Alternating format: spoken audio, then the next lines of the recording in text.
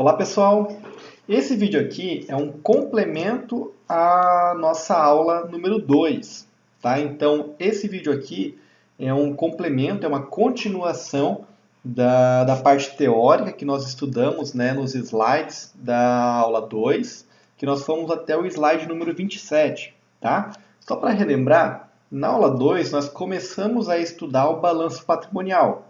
Nós vimos que o balanço patrimonial do lado esquerdo nós temos o ativo, lado direito nós temos o passivo. Ativo e passivo são divididos em grupos, né? Ativo circulante, não circulante, passivo circulante, não circulante e patrimônio líquido. E dentro de cada um desses grupos nós temos outros subgrupos, né? Nós temos lá no ativo circulante, por exemplo, caixa e equivalentes de caixa, contas a receber, estoques, outros créditos e assim por diante. Nós já estudamos lá na aula 2 todos os grupos e subgrupos que nós temos no ativo. Tá? Então nós vimos, né, o ativo circulante e os seus subgrupos, e nós vimos o ativo não circulante e os seus subgrupos. Tá? Agora, nessa aula de hoje, né, nesse complemento da aula, eu vou apresentar a organização do passivo.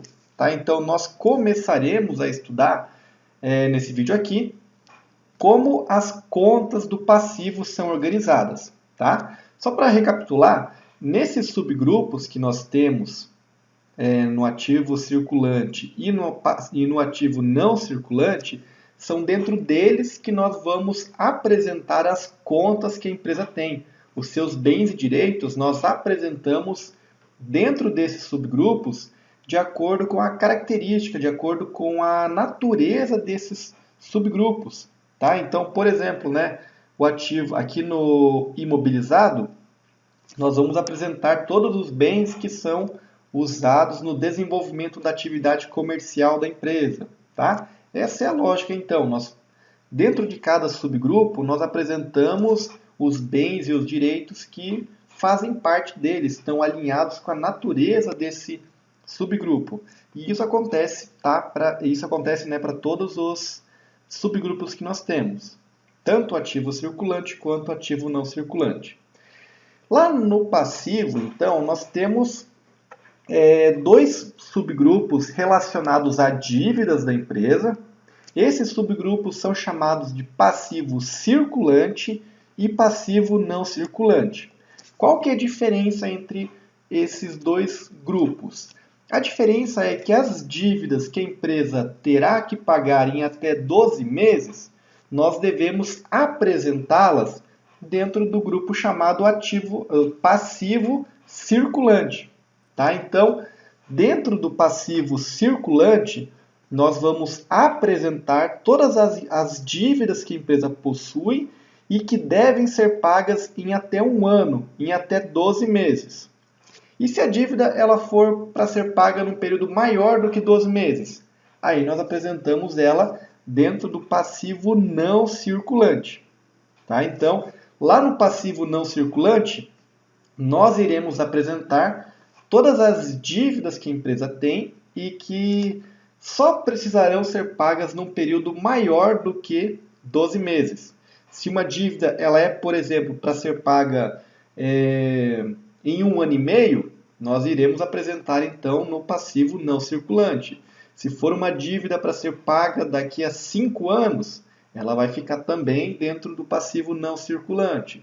Agora, se a dívida for para ser paga no mês seguinte ou daqui a 2 meses, aí nós iremos apresentá-la dentro do passivo circulante. Tá? A ideia, né, o objetivo de fazer essa divisão é nós apresentarmos dentro do balanço patrimonial as dívidas que a empresa vai pagar num período curto de tempo, né, o chamado curto prazo, num prazo de até 12 meses. Isso é importante quando nós avaliamos a característica do endividamento da empresa, como estão distribuídas as dívidas da empresa, né, em relação ao prazo de pagamento. Para daí nós conseguirmos, por exemplo, avaliar se a empresa vai ter capacidade de pagamento dessas dívidas de curto prazo no próximo ano, né? Durante ali o período de 12 meses. Então, por isso é feito esse tipo de agrupamento, né? Essa divisão de grupos.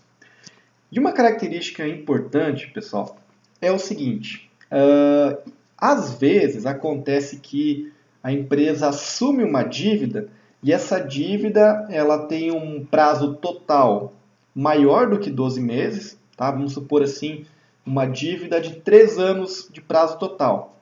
Porém, a empresa paga de forma parcelada essa dívida. Vamos supor que a dívida, o prazo total para a empresa liquidar toda a dívida é de 3 anos.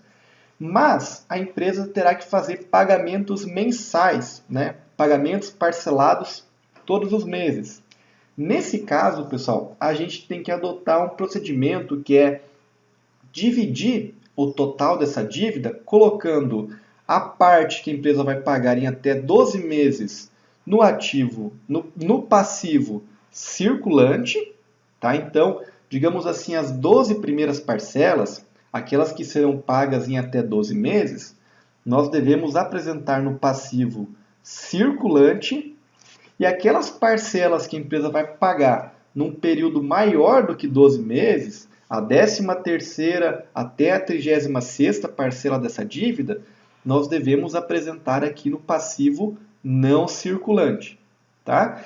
Esse é o aspecto, digamos assim, mais complicadinho que nós temos aqui no passivo circulante e não circulante, tá? Que é a situação em que a empresa possua uma dívida que ela deve ser paga em várias parcelas. E aí, se essas parcelas forem num período maior do que um ano, nós devemos apresentar aquelas que serão pagas no período maior do que um ano no passivo não circulante, tá? Eu até nem comentei isso na aula 2, acabei esquecendo, mas a mesma coisa nós fazemos lá para o ativo, tá? Se a empresa tem uma conta a receber de uma venda que ela fez ou de um empréstimo que ela concedeu a uma outra empresa, e esse empréstimo, essa venda, será recebida num prazo maior do que um ano e de forma parcelada, nós devemos apresentar as parcelas que serão recebidas em até um ano dentro lá do ativo circulante, em contas a receber, e as parcelas que a empresa irá receber num período maior do que um ano, nós apresentamos lá no ativo não circulante realizável a longo prazo. Tá legal? Então, essa mesma regrinha, né, que nós usamos aqui no passivo circulante e não circulante, nós usamos também lá no ativo, quando se trata daí de contas a receber que a empresa tenha. Legal? Então, mostrando aqui, né, como ficaria um exemplo, assim, de forma ilustrativa, da organização do balanço na parte do passivo, nós teríamos, por exemplo, aqui no passivo circulante, as dívidas que a empresa irá pagar em até 12 meses, né, como salários a pagar, tributos a pagar, fornecedores a pagar, contas a pagar, contas diversas a pagar. Aqui eu fiz um agrupamento, usei um nome mais genérico. Lembra que nós comentamos isso na aula passada, da possibilidade de usar um nome mais genérico e dentro desse nome agrupar vários valores de contas parecidas, né? Contas a pagar significa, pessoal, energia elétrica a pagar, água a pagar, internet, todas essas despesas gerais assim de funcionamento da empresa, né? Como água, luz, internet, água, tá? Isso a gente chama de contas a pagar. Empréstimos a pagar em até 12 meses, né? E dentro do passivo não circulante, nós temos empréstimos a pagar após 12 meses. Tá? Então, qualquer outra dívida que a empresa possua que será paga num período maior do que 12 meses, nós apresentamos aqui dentro do passivo não circulante. Faltou agora apenas um grupo, né, de contas para a gente comentar, que é o chamado patrimônio líquido. Lembrando que o patrimônio líquido representa o capital próprio da empresa, o capital que os sócios investiram na empresa, tá? O patrimônio líquido, então, na sua essência, né, o conceito geral do patrimônio líquido, ele nos mostra o valor dos investimentos que os sócios fizeram na empresa, tá? Esse valor do patrimônio líquido, ele é dividido em duas subcontas, né, em duas contas, que a primeira delas é o chamado capital social, tá? O que seria o capital social? Capital social é o investimento inicial que os sócios fizeram para abrir a empresa, né? Que nós chamamos então de capital social. É o quanto foi investido para abrir a empresa, para começar os negócios da empresa. Inclusive, para se formalizar a abertura de uma empresa, é exigido a elaboração de um contrato entre os sócios, né, para formalizar juridicamente a abertura da empresa. Esse contrato é chamado de contrato social, tá? Lá são especificadas, por exemplo, quanto de investimento os sócios vão fazer, quanto cada sócio irá investir dentro da empresa. E dentro, né, quando se fala do investimento que os sócios vão fazer, esse contrato social é que especifica qual será o capital social que esses sócios irão investir. Tá? Na verdade, esse documento, contrato social, ele especifica várias outras coisas também. Ele especifica, por exemplo, qual vai ser o ramo de negócio que a empresa vai atuar, quem será o administrador legal da empresa, quem responderá juridicamente pela empresa. Helicóptero passando aqui. Acontece, né? Quem será o administrador, né, da empresa, quem será o responsável legal pelos atos que a empresa irá praticar, né, os atos jurídicos ali de compra, venda e outras responsabilidades que existem. Estabelece onde será estabelecida a empresa, né, qual será o endereço dela e mais vários outros acordos que são feitos entre os próprios sócios, eles já estão especificados dentro desse contrato social, tá? Mas um dos pontos, né, que em termos contábeis nos interessa do contrato social é o valor que os sócios investirão na empresa, que é o chamado capital social, tá? E uma outra conta que existe dentro do patrimônio líquido é a conta chamada lucros ou prejuízos acumulados, tá?